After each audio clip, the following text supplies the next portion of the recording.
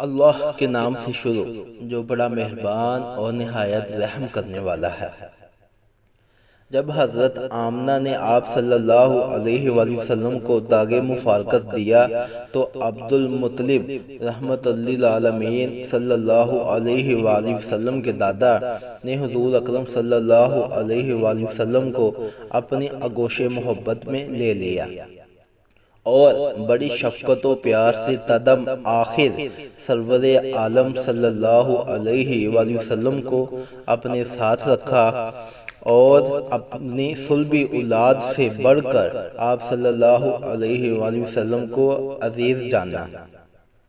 عبد المطلب بڑے جاہ و جلال کے مالک تھے۔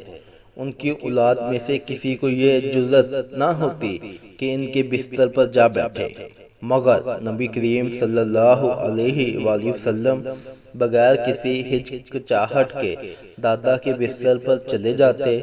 نبی کریم صلی اللہ علیہ وآلہ وسلم کے چچا آپ کو ہٹانا چاہتے تو عبد المطلب کہتے، میرے بیٹے کو چھوڑ دو، اللہ کی قسم اس کی شان ہی کچھ اور ہے۔ میں امید رکھتا ہوں کہ یہ بلند مرتبے پر پہنچے گا جس پر اس سے پہلے کوئی عرب نہیں پہنچا۔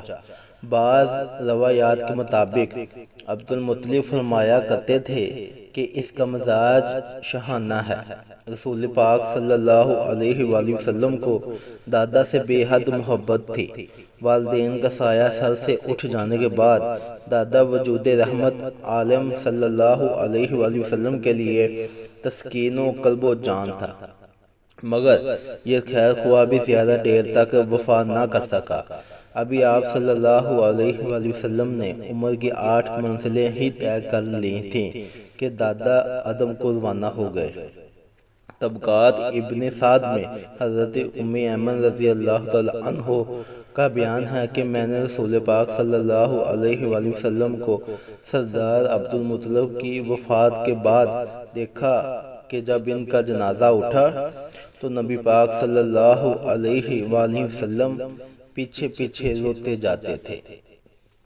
ناظرین کرام، اگر آپ کو میری یہ چھوٹی سی کاوش اچھی لگی ہو تو میرے چینل کو سبسکرائب کر لیں اور بیل نوٹیفیکیشن کو بھی آن کر لیں۔ اللہ حافظ۔